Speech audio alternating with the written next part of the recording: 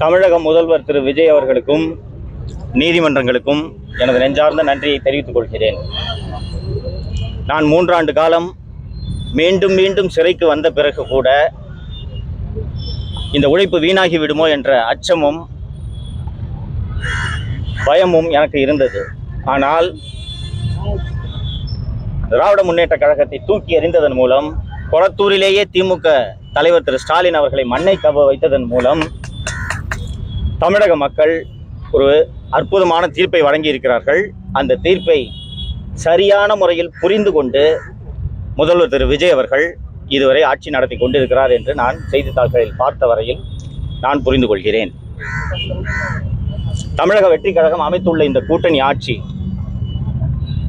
5 ஆண்டுகள் முழுமையாக தனது ஆட்சி காலத்தை நிறைவு செய்து தமிழக மக்களுக்கு பல்வேறு நலத்திட்டங்களை செய்ய வேண்டும் என்பதே எனது விருப்பமாக முதல்வரிடம் இந்த நேரத்தில் தெரிவித்துக் கொள்ள விரும்புகிறேன். தமிழக அட்வைசரி போர்டே குண்டாஸ் ரத்து பண்றோம், சஃபிஷியன்ட் இல்ல இவருக்கு மேல குண்டாஸ் போடுறது அப்படின்னு சொல்றாங்க.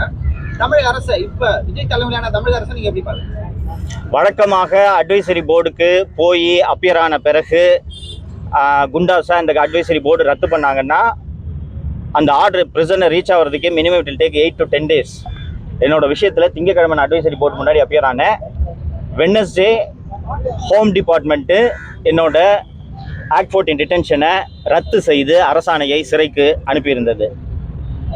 அந்த அரசாணையை படித்த வகையில் முதல்வர் திரு விஜய் அவர்களே தலையிட்டு எவ்வளவு விரைவாக முடியுமோ அவ்வளவு விரைவாக குண்டர் சட்டத்தை ரத்து செய்யுங்கள் என்று உத்தரவிட்டதன் விரைவாகத்தான் நான் இவ்வளவு விரைவாக உங்கள் முன் பேசிக் கொண்டிருக்கிறேன். அருண் IPS இன்னும் போஸ்டிங் கொடுக்காம காத்திருப்பட்டியில் வச்சிருக்காங்க. நாட்டில் என்ன நடக்கிறது என்பதை கடந்த 4 ஆண்டு காலமாக 5 ஆண்டு காலமாக அத்தனை பேரும் பார்த்து கொண்டிருந்ததனால்தான் கொளத்தூரில் MK ஸ்டாலின் தோல்வியை தழுவினார். இதையெல்லாம் பார்த்ததனால்தான் திமுக ஆட்சி மீண்டும் வராது என்று அத்தனை எதிர்க்கட்சிகள் அத்தனையும் பிரச்சாரம் செய்தன. அதில் முதல்வர் திரு விஜய் அவர்கள் வெற்றி பெற்றிருக்கிறார்.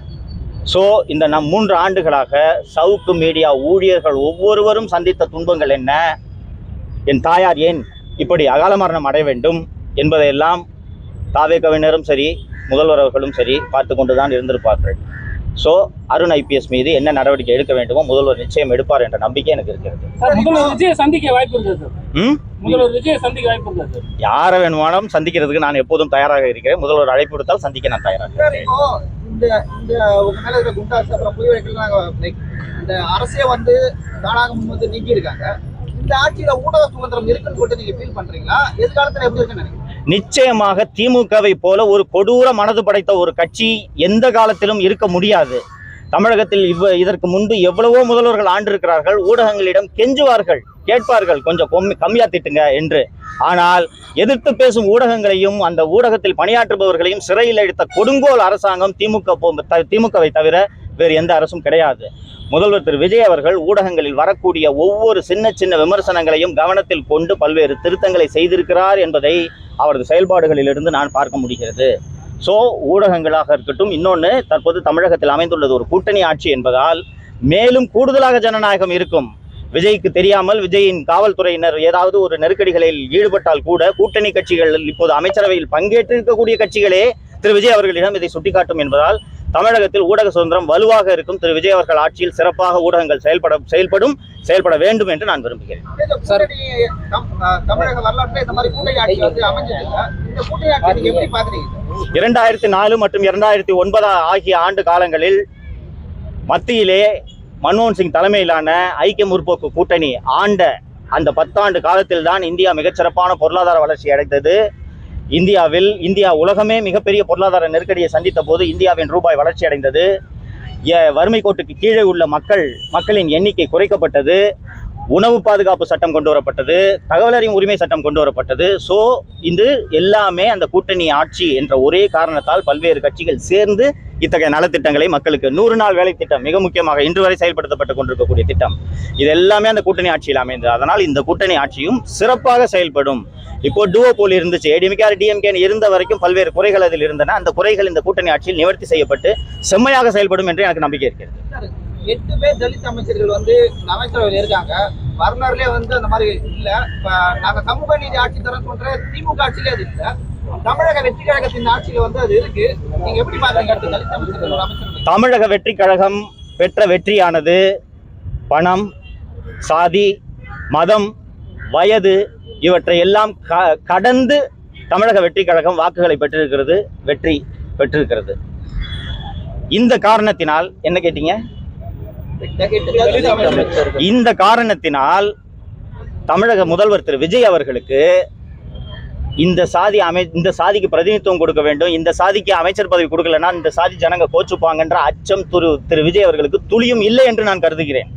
சமூக நீதி பேசக்கூடிய கட்சிகள் 70 ஆண்டுகளுக்கு மேல் தமிழகத்தை ஆண்டிருக்கின்றன. 8 தலித் அமைச்சர்களை நியமிக்க வேண்டும் என்று ஒரு கட்சிக்கு கூட தோன்றவில்லை என்பதை இந்த நேரத்தில் நாம ரொம்ப குறிப்பிட்டு பார்க்கணும்.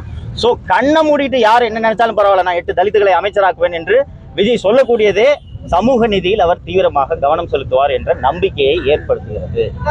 திமுக அதிகாரிகள் சொல்றதா இந்த அரசாங்கம் கேட்குது கொண்டு வந்தீங்க. அந்த அதிகாரிகளை தமிழக வெற்றி கழகத்தினர் இந்த அரசு வந்து மாற்றி இருக்கிறது. அதை எப்படி நம்ம எடுத்துக்கலாம்? அவங்க வந்து சொந்தமா யோசிச்சு முடிவு எடுக்கிறாங்க அப்படின்னு எடுத்துக்கலாம். இந்த நடவடிக்கைகள் ஒன்றே, குறிப்பாக ஆவினுக்கு நியமிக்கப்பட்ட அந்த அதிகாரிய நியமனம் எல்லாம் நீங்கள் கணக்கில் கொண்டு பார்த்தீர்கள் என்றால், இந்த நியமனங்களே நாட்டில் நடக்கும் அத்தனையையும் திரு விஜய் அவர்கள் கவனித்துக் கொண்டிருக்கிறார், அல்லது திரு விஜய்க்கு ஆலோசகர்களாக இப்போது இருப்பவர்கள் கவனித்துக் கொண்டிருந்திருக்கின்றனர். ஒவ்வொரு விஷயமாக கையில் எடுத்த நடவடிக்கை எடுத்துக் கொண்டிருக்கின்றனர் என்று மகிழ்ச்சியோடு அந்த செய்தியை நான் பதிவு செய்ய விரும்புகிறேன். அதனால் இந்த ஆட்சியின் மீதான நம்பிக்கை அதிகரிக்கிறது. யாருங்க? இல்ல, அதெல்லாம் அரசோட ரகசியம், எனக்கு தெரியாது.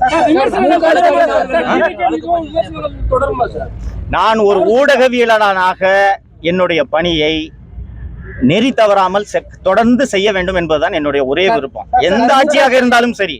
இவ்வளவு கொடூரத்தை எனக்கு செஞ்ச போது கூட நான் திமுக ஆட்சியை தொடர்ந்து விமர்சனம் பண்ணிட்டு தானே இருந்தேன். அப்போ ஒரு பிளசண்டான அரசு இருக்கும்போது குறைகளை சுட்டி காட்டுறதுல என்ன தயக்கம் இருக்க போகுது எனக்கு? அதனால ஊடக சேர்ந்து நான் ஏற்கனவே சொன்ன கேள்வி பதில் சொன்ன மாதிரி ஸ்டாலின் அவர்கள் வந்துட்டு மீண்டும் நம்ம ஆட்சி தான் வரப்போகுது 5 மாசத்துக்குள்ள, எல்லாரும் வெயிட் பண்ணி பாருங்க அப்படின்னு சொல்லியிருக்காரு. அதை பத்தி உங்களோட கருத்து? இதே ஸ்டாலின் தானங்க 200 தொகுதிக்கு மேல ஜெயிப்போம்னு சொன்னாரு. வயசாயிடுச்சு, விட்டுருங்க. நன்றி. பிளே ஸ்டோர் மற்றும் ஆப் ஸ்டோரில் இருந்து பாலிமர் செயலியை QR கோடு மூலம் பதிவிறக்கம் செய்யுங்கள். செய்திகளை உடனுக்குடன் பெறுங்கள்.